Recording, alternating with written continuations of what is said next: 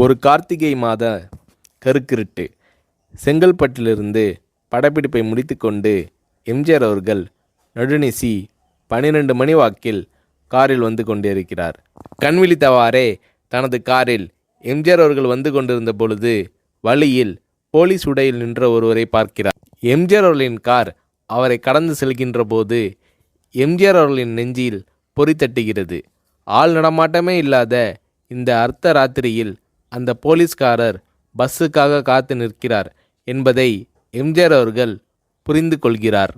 உடனே தனது டிரைவரிடம் காரை நிறுத்த சொல்கிறார் எம்ஜிஆர். கார் பின்னோக்கி வருகிறது.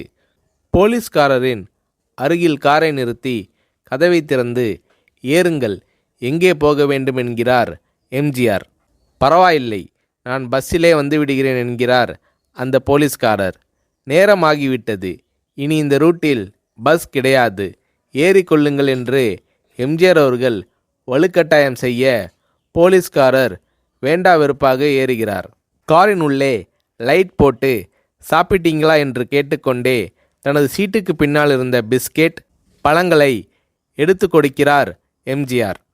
இப்படி ஓசியில் பயணம் செய்வதே எனக்கு உடன்பாடில்லை. இன்னும் நீங்கள் உண்ண சொல்லி வேறு என்னை இழிவுபடுத்தாதீர்கள் என்று போலீஸ்காரர் மறுக்கிறார். எம்ஜிஆர் அவர்கள் பூரிக்கிறார்.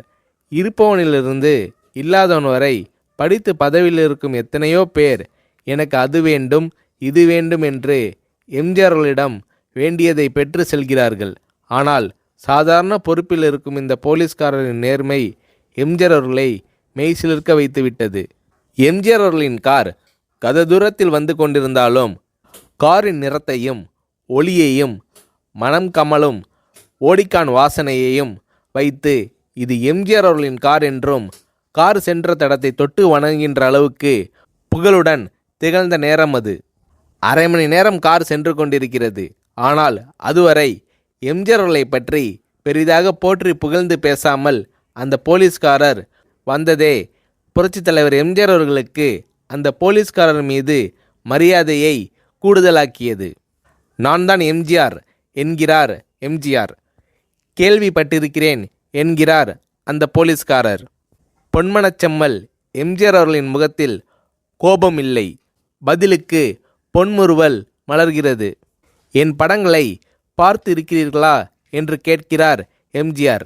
நான் சினிமாவே பார்ப்பதில்லை என்கிறார் அந்த போலீஸ்காரர். புரட்சித் தலைவர் எம்ஜிஆர் அவர்கள் இன்னும் பிரமிக்கிறார். இப்போது கார் சத்தத்தை தவிர ஒரே நிசப்தம். போலீஸ்காரர் தனது வீட்டிற்கு 1/2 கிலோமீட்டர் தூரத்திற்கு முன்பே காரை நிறுத்த சொல்லி இங்கேயே இறங்கிக் கொள்கிறேன் என்கிறார். ஏன், நீங்கள் குறிப்பிட்ட அந்த விலாசம் இன்னும் 1/2 கிலோமீட்டர் தூரம் இருக்கிறதே என்கிறார் எம்ஜிஆர். சாதாரண போலீஸ் உத்தியோகத்தில் இருக்கும் நான் காரில் வந்து இறங்கினால் என் வீட்டிற்கு அருகில் உள்ளவர்கள் என்னை தவறாக நினைத்து கொள்வார்கள். இதுவரை இப்படி நான் யார் காரிலும் ஓசியில் வந்து பழக்கமில்லை. நீங்கள் இவ்வளவு தூரம் செய்த உதவிக்கு நன்றி என்கிறார் அந்த போலீஸ்காரர். புரட்சித் தலைவர் எம்ஜிஆர் அவர்கள் அதற்கு மேல் எதுவும் பேசவில்லை. அவர் எந்த போலீஸ் ஸ்டேஷனில் பணிபுரிகிறார் என்பதை மட்டும் கேட்டு தெரிந்து கொண்டு கிளம்புகிறார். அடுத்த நாள் செங்கல்பட்டு போலீஸ் ஸ்டேஷனுக்கு ஃபோன் செய்து நான் எம்ஜிஆர் பேசுகிறேன் என்கிறார் எம்ஜிஆர். ஃபோனை எடுத்த டிஎஸ்பி உதறலோடும் உற்சாகத்தோடும் தலைவரே வணக்கம் என்கிறார். இரவு சந்தித்த போலீஸ்காரரை பற்றி விசாரிக்கிறார் எம்ஜிஆர். அந்த டிஎஸ்பி சொல்கிறார், நீங்கள் குறிப்பிடும் அவர் இன்று விடுப்பில் இருக்கிறார். அவர் கையூட்டு வாங்காதவர், கடமை தவறாதவர், காவல்துறையின் நேர்மைக்கு இவரே இலக்கணம். வெற்றிலை பாக்கு, பீடி, சிகரெட் போன்ற போதை வஸ்துக்கள், நாடகம், சினிமா போன்ற பொழுதுபோக்கு அம்சங்களையெல்லாம் இவர் அறியாதவர்.